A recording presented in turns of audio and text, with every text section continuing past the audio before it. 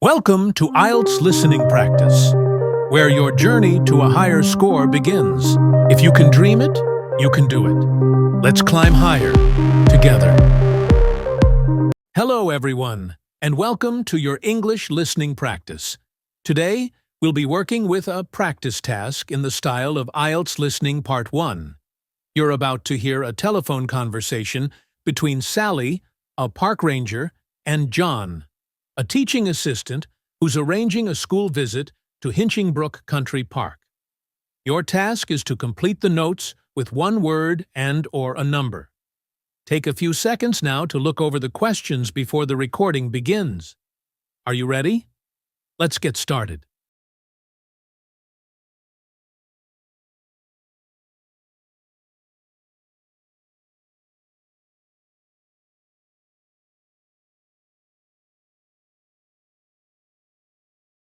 Now, let's listen to a conversation and answer questions 1 to 6.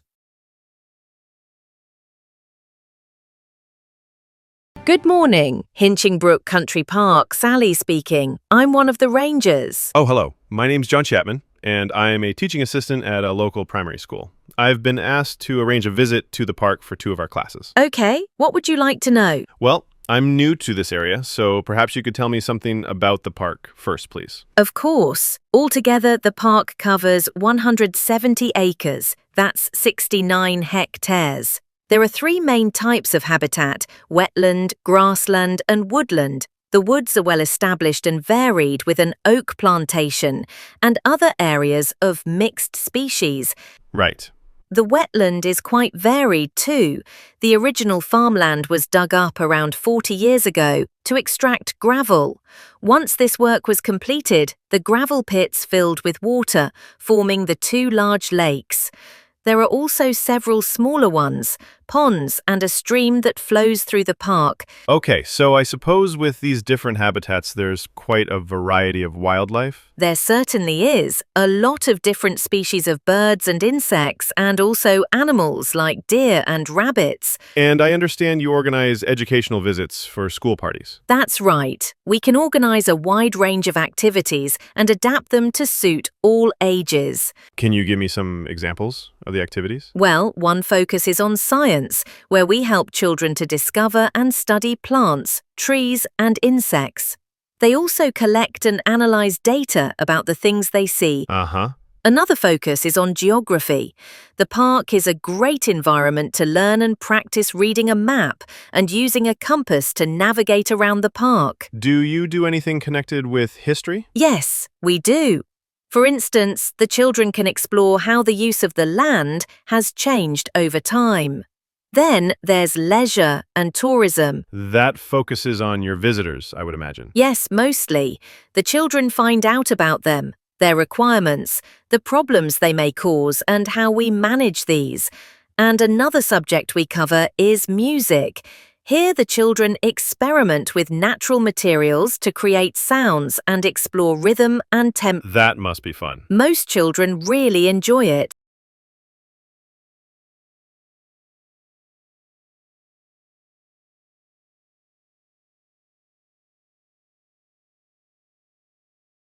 Question 1. The correct answer is 69.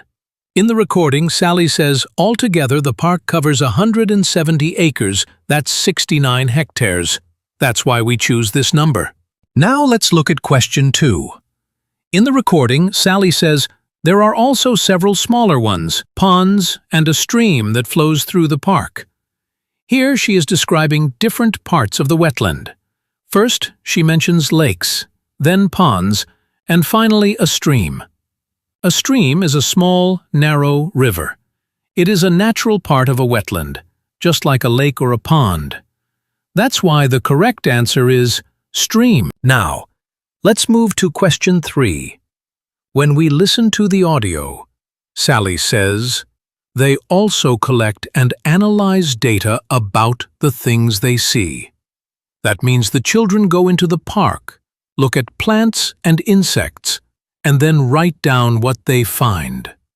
After collecting this information, they look at it again to study it. Since the children are collecting and analyzing scientific information, The thing they look at is data.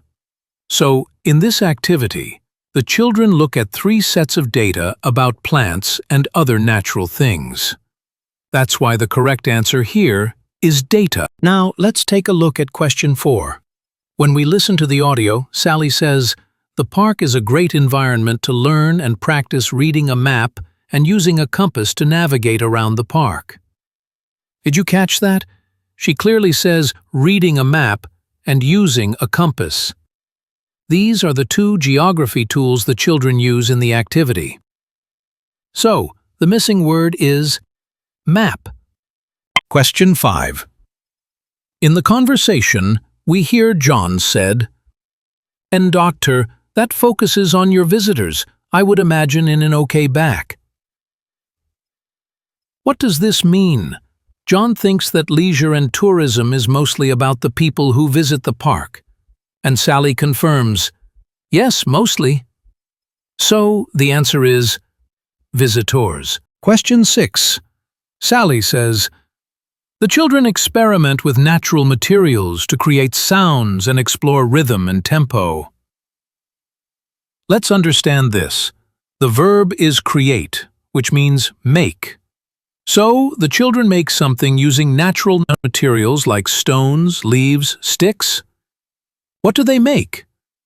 They make sounds, noises using nature. Great job so far! You've just finished the first part of the conversation. Next up, let's take a look at questions 7 to 10.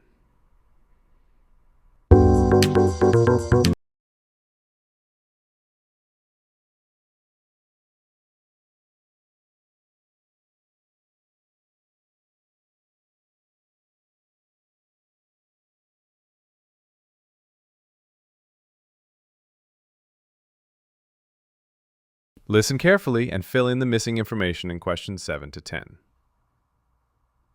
And of course, all the activities are educational too. Learning outside the classroom encourages children to be creative and to explore and discover for themselves. I would imagine they get a sense of freedom that might not be a normal part of their lives. That's right. And very often the children discover that they can do things they didn't know they could do, and they develop new skills. This gives them greater self-confidence. It sounds great. So, what about the practical side of it? How much does it cost for a full-day visit? We would expect to bring between 30 and 40 children. If there are over 30, it costs £4.95 for each child who attends on the day. We invoice you afterwards, so you don't pay for children who can't come because of sickness, for example. There's no charge for leaders and other adults, as many as you want to bring. That sounds very fair. Well, thanks for all the information. I'll need to discuss it with my colleagues, and I hope to get back to you soon to make a booking. We'll look forward to hearing from you. Goodbye. Goodbye, and thank you. Question 7. Let's look at what John said in the conversation. I would imagine they get a sense of freedom that might not be a normal part of their lives. This means, when children learn outside, they feel free, more than in school. They can move, explore, and try new things. This feeling is called freedom. So the correct answer is freedom. Question 8. Let's listen again to what Sally said. Very often the children discover that they can do things they didn't know they could do, and they develop new skills. This gives them greater self-confidence. Develop new skills means they learn how to do new things. Because of that, they feel more confident. So the sentence is, children learn new skills and gain self-confidence. The correct answer is skills. Question 9, John asks, how much does it cost for a full-day visit? Sally answers, if there are over 30, it costs $4.95 for each child. That means the price per child is £4.95. So the sentence is, cost per child, £4.95. The correct answer is $4.95. Question 10. Let's understand it. John asks, how much does it cost for a full-day visit? Sally says, there's no charge for leaders and other adults, as many as you want to bring. This means adults like leaders can join for free. So the answer is leaders.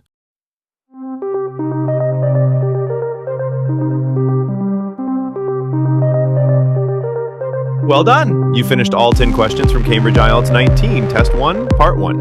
I hope you found the explanations helpful. Hit the like button if you enjoyed this lesson and subscribe for more IELTS tips. See you in the next lesson.